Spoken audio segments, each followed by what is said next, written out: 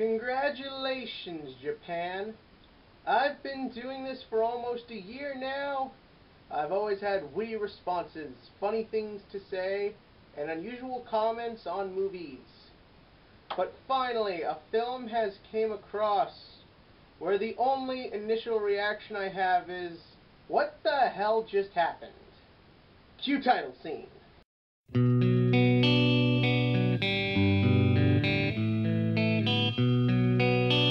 I am going to be honest, people. This is my third time attempting to do this video. Why? Because I have no idea how to talk about this movie. So I'm just going to be honest. And that honesty is, it's a good movie. Yeah, that's it. I'm sure you're looking at the poster I just showed for it and you're thinking, oh my god, this has got to be an epic adventure about summer and fun and nostalgia and all that. No, it's not. I don't know why it was called Summer Wars. You could have called it anything and it would have basically had nothing better for the movie. Literally, I think it's just called that because they couldn't think of anything. Nothing that happens in the film has directly to do with it being summer. They bring it up a couple of times, and I guess you could kind of make the argument that for the first half of the movie to work, it kind of needs to be at the time of the year it's supposed to be. But even at that, your title kind of has to relate back to the point of the movie, and this one doesn't. So, normally you'd think when the very title doesn't work, that would make the film bad. Well, it's not. Yeah, like I said, it's a good movie. I'm just saying its problem, it really only has one problem, and it is obvious. And that problem is, there's no real way to sum it up in one sentence. That's why I do the video, but that hasn't been going so well. So I'll just kind of list it off like bullet points, try and work in a clever thing, and from there we'll see how this goes, because it's my third attempt doing this and I don't want to do it over again. So first point, I like the characters. Typically in films like this, the characters aren't likable. A lot of times they're made to be funny, and a lot of times that gets screwed up and they either come off as selfish or whiny, or they never really feel real or care for or anything. This time it worked, especially your protagonist, this kid Kenji. Kenji is the typical Peter Parker archetype character. He is the loner nerd who, from what you can tell, kind of has like complications family-wise, stuff like that. Who, when the big epic part of the story begins, he has to become brave and strong, and that makes him who he is. I typically hate that, because very rarely is it ever done right. But in this case, they get it right, because one thing this film does very well is it never left a certain realm of reality. Everything that happened, I always felt, stayed very true to what the film was about. I just would have liked it if the film was about one specific thing. It's really two different stories. Your first story, the one that was marketed for Cartoon Network, is that there's this website called Oz. And Oz is kind of like what Facebook will probably be in a few years. It just sort of runs the whole internet. You know, all business transactions, news media, social activities are handled through Oz. And does this make sense in the way they do it? Yeah. I believed Oz. I could see something like this happening. And if you see this movie, you're gonna realize Oz looks exactly like the middle part of the Digimon movie, aka the only bearable part of that 2 hours northwest. That's because these two films are done by the same people, but I don't hold that against it. This definitely has what Digimon never had, and that's a very straightforward story with straightforward characters. All the characters in this movie are very good, not just Kenji. Like, the other story sort of revolves around this girl named Natsumi. And the idea is that Natsumi is apparently like a popular girl at Kenji's school, and one day she asks Kenji if he can help her with something. We don't learn what this is for 30 minutes into the movie. Unfortunately, that's not because they have a lot going on.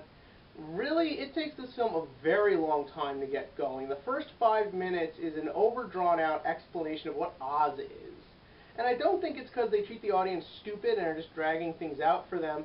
I honestly just believe that's just the way it wound up. You know, I think the filmmakers, you can definitely tell, had a good time with this movie. Writing it was fun, everything that goes into it's very happy, very good, but it takes a real long time to get going, and I think that's because they wanted to put in so much, and no one said no. Like, if this one was 20 minutes shorter, it would be no different, except a bit more exciting. Then we have, like, our little explanation into Kenji, which is very good. They make it, he's like a math genius. They do a couple things for it. It works, it makes sense. And then the real problem begins, her family. The idea is that she's going home for her great-grandmother's 90th birthday, and what we find out, which leads to one of my least favorite things in the movie, the big liar and the big reveal, is that she's posing him off, Kenji, as her boyfriend to make the grandma happy. I did not like this from the beginning, but I like Natsumi. She wasn't overdone. She wasn't whiny. She wasn't very complainy. She was a very nice, felt very realistic. You could kind of see, you know, how this girl can exist in such a big family and still be the way she is. You believe it. She's a very friendly, happy, humble person. She's not made out to be selfish or spoiled, and you believe it. She's a very well done character. Unfortunately, about halfway through, she kind of just disappears for a while. No real reason, because this film's big sci-fi plot begins. Essentially, Oz gets hacked. Why does Oz get hacked? Because sent mysteriously via text message is Oz's security code to be solved by someone in the world. Is this Kenji? Is it someone else? Watch and find out, because this video is even taking too long. But essentially what happens is this Oz thing gets hacked by a computer virus, which proceeds to mess it up, take it over, and begin to wreak havoc all over the world. If you're thinking, how can these two plots mesh and make sense? They don't.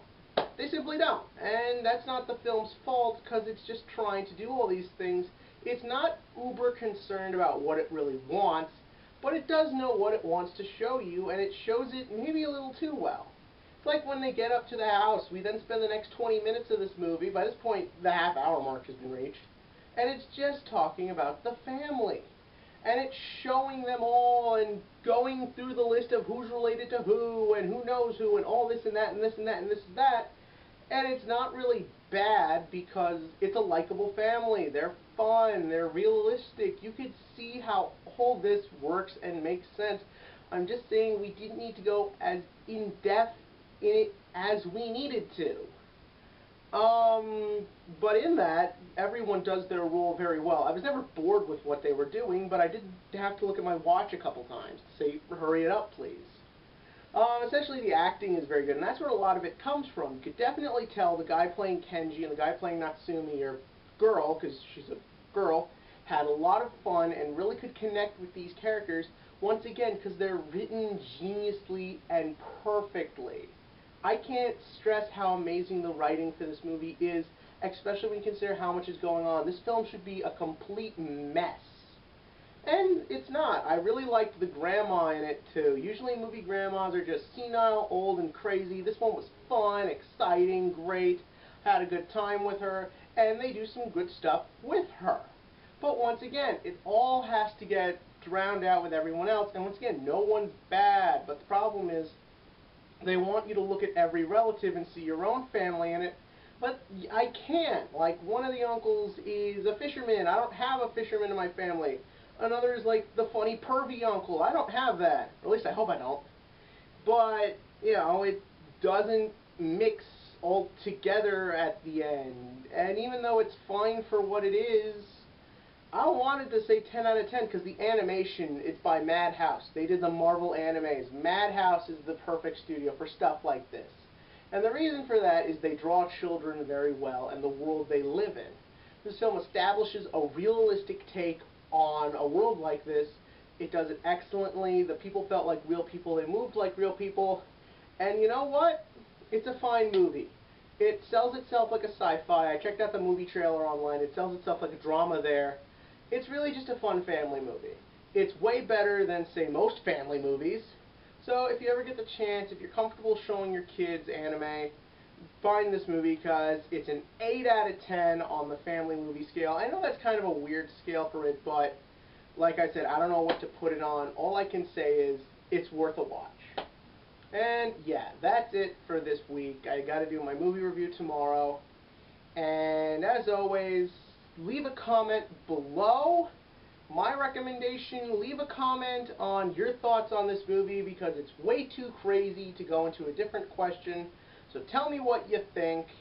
And as always, click here to subscribe because hopefully the next thing I talk about is a lot easier to talk about.